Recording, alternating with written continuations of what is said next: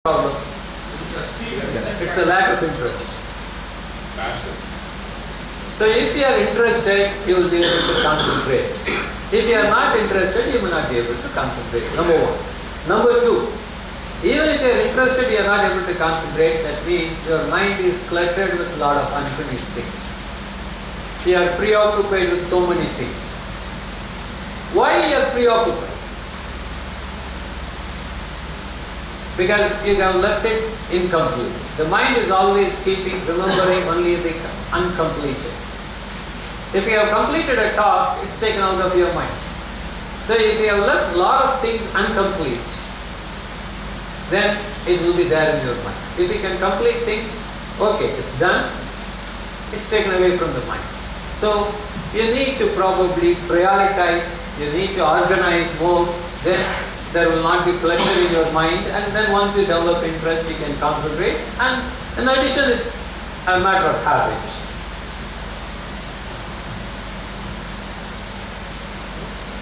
So how many of you want to know the power of mind? Power of mind. How many of you want to know the power of mind? That's my question. All of you, right? Please get it.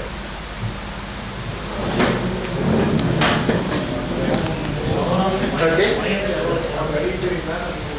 See to that there is enough space for you to move your hand, right? Don't hit the other person.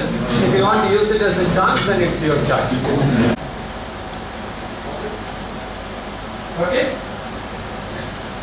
Do it, go as much as possible. Okay, yeah. Now turn around.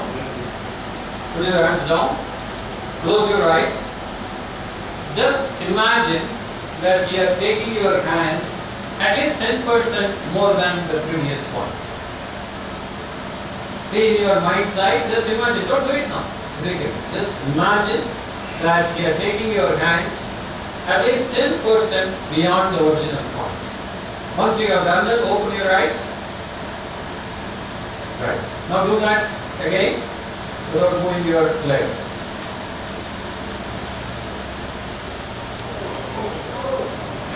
How much it goes? 20%. More than that, sometimes even 35, effortlessly. Earlier, like a lot of people are holding, like it's paining everywhere, right? Now you are going effortlessly. Just 2 minutes of visualization can do this. Imagine what visualization can do for you. Right? So it's the power. You have your own self-imposed restrictions on you. Once you can remove those mental blocks, what you can reach, like you can slow down and still achieve more. Okay? So it's still possible. You can slow down. To show the power of mind.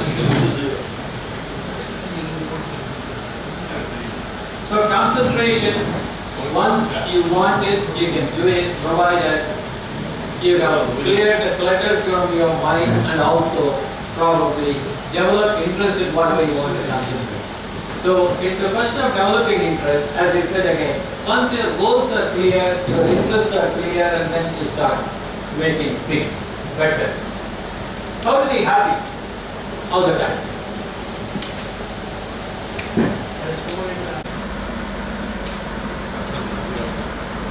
Even beyond that.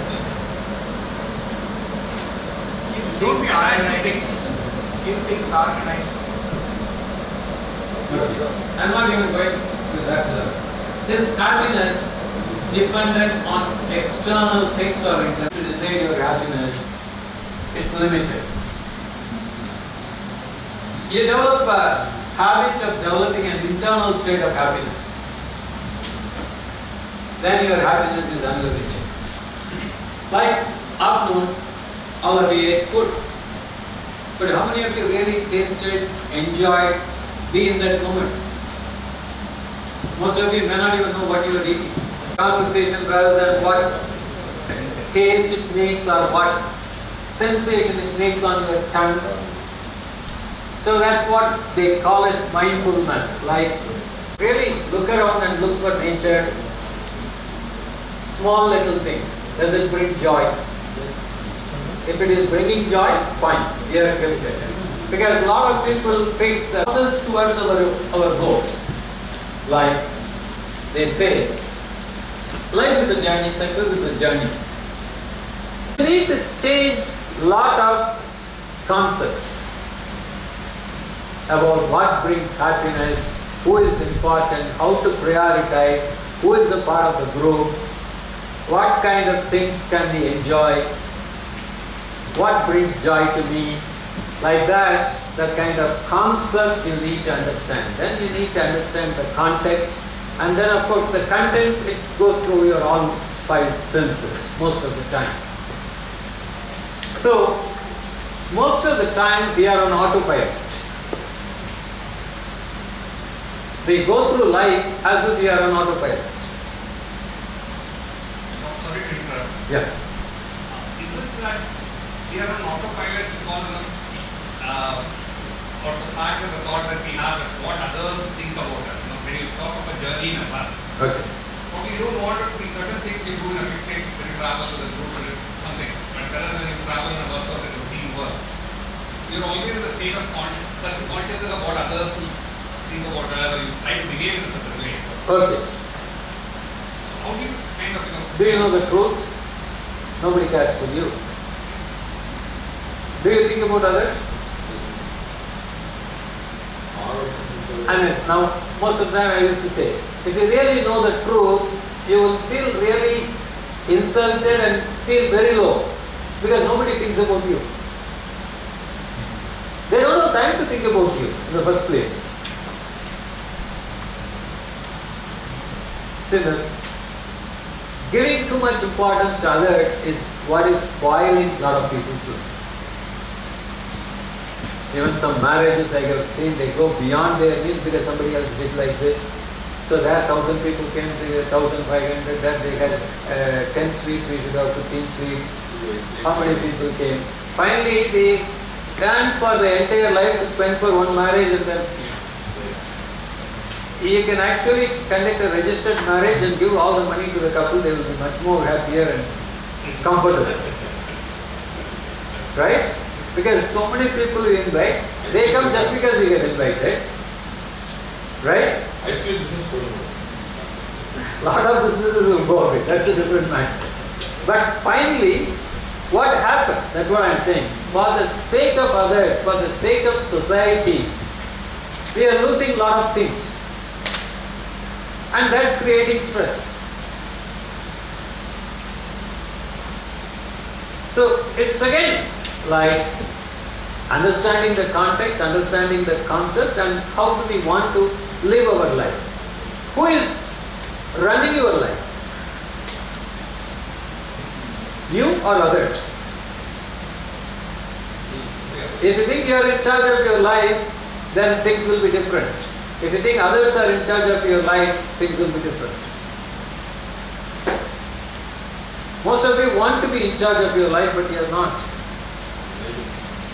So, in fact,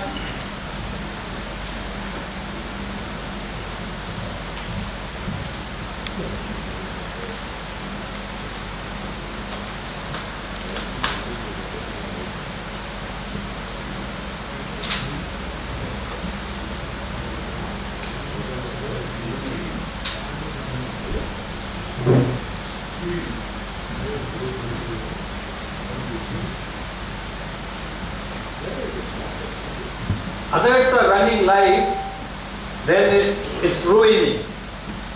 If you are running your life, then you are running.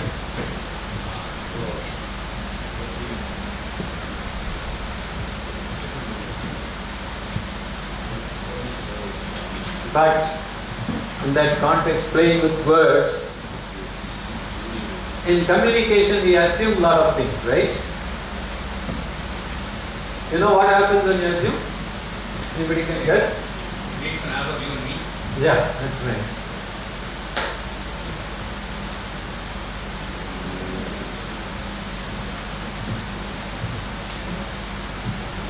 That's what assumption makes.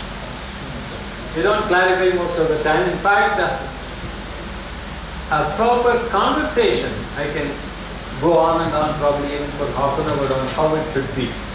Like, sometimes when you start doing this, it may even look artificial to start with, but then once you get to know, it will start working much better and it will reduce a lot of misunderstanding and miscommunications.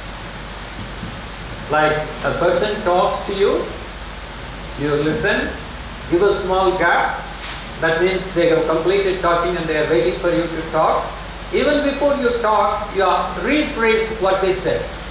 This is what you said, or this is how I understood, is it correct? The person says yes, then you go ahead and reply. That will make a lot of difference. Initially it may be a little difficult, it may even look a little artificial, but once you start doing this, that kind of communication will be completely different. Then only you will realize how much assumption has been going on in the communication.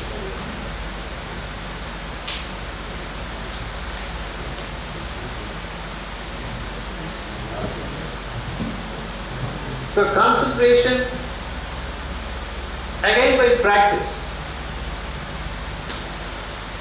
One simple practice again we will do, just close your eyes.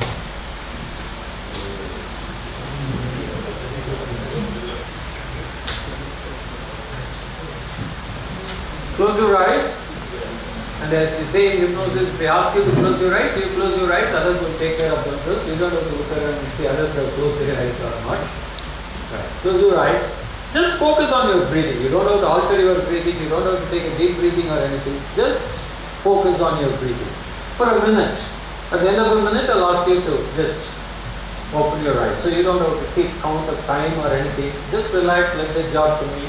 Just focus on your breathing.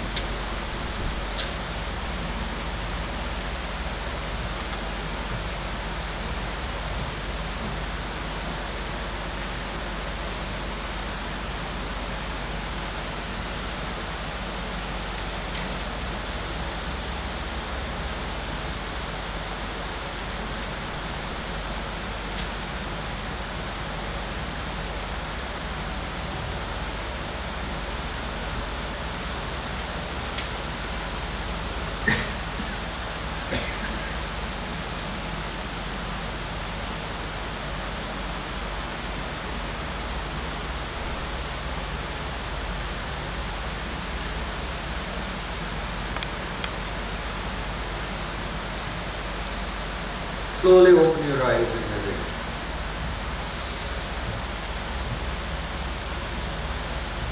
So this is just for a minute. In fact, it's a part of the Vipassana meditation, but I made it very, very simplified. Just observe your breath as much as possible. Do it for a minute. If you can extend it for 2 minutes, fine. But in a day, you have to spend at least 30 minutes. Like installments of 1 minute 30 times, 2 minutes 15 times, or 10 minutes 3 times, whichever is convenient. Slowly. Will I be able to focus on my breath? No, to start with.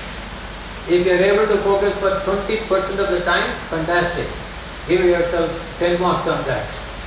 Your mind will be everywhere except on your breath. But slowly over a period of time, when you don't give up practice on a regular basis, then you will be just on the dot, on your breath most of the time. So at a stretch, if you are able to do it for 15 minutes twice a day, it will bring fantastic results. So that's concentration as well as very simplified meditation, whatever you call it. But it gives you concentration, it gives you relaxation, it gives quietening of thoughts, quite a lot of things. You will find probably hundreds of benefits once you start doing it. The anger level comes down. I have been giving it to my group therapy people over a period of like 1995 I started, almost more than 20 plus years. More than about 10,000 people have done it so far. And all of them have come out with great benefits. Anything. In fact, a lot of people say it helps you to sleep better. People finding it difficult to go to sleep, start doing it until you get into your sleep, like 5 minutes or 10 minutes, you will fall naturally into sleep.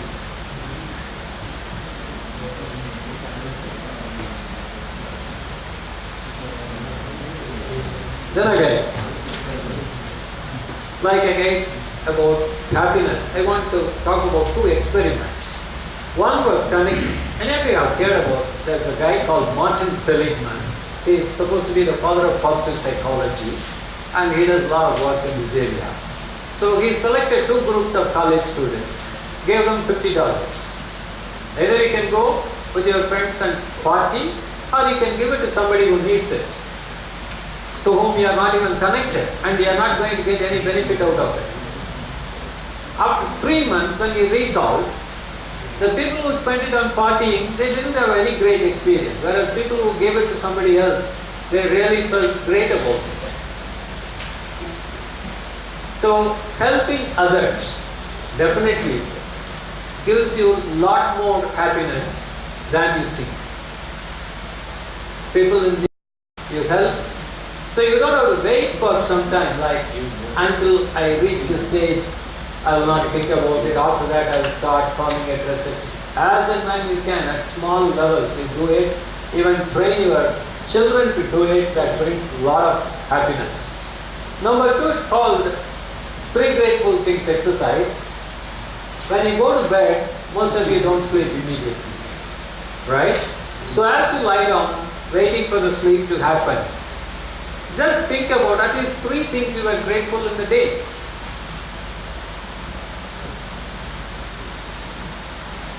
Three things I am grateful for today. Can you recollect? So what do you think will happen when you do this? What is the kind of writing about thought process, thinking process, recollecting? You acknowledge that you feeling yourself with positivity. You identify with positivity. You know what you have to be grateful for. Then your focus changes and you start looking for positive things in the life, because in everybody's life there is positive and negative, but some people tend to focus only on the negative. There would have been 99 things positive that would have happened to him, and he will focus on one thing that's negative. And there are a lot of people around us. கல்யாணத்துக்கு கூப்பிட்டுருப்போம், எல்லாம் நல்லா போயிருக்கோம், அந்த ஒரு விஷயம் தப்பாக இருக்கிறது மட்டும் கரெக்டாக அவனுக்கு மட்டும் போடும். ஒரு கான்ஃபரன்ஸ் ஆர்கனைஸ் பண்ணியிருப்போம், கூப்பிட்டா அந்த ஒரு ஆள் இது கரெக்டாக பண்ணியிருக்கலாம். ஆனால் எதுக்கும் ஒரு காரியம் கூட எடுத்து போட்டுருக்க மாட்டாங்க. தப்பு சொல்றதுக்குன்னே இருப்பாங்க, தப்பு கண்டுபிடிக்கிறதுக்குன்னே இருப்பாங்க.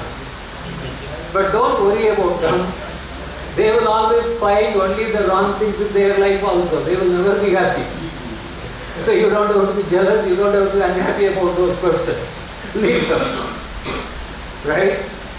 So, changing the focus in your life on what is happening positively in your life, this exercise will help you very greatly. It's called 3 grateful things in life that before going to sleep. And your sleep is going to be much happier because you are contented, you are happy, I am grateful for this thing, and so your sleep is much more comfortable. Somebody has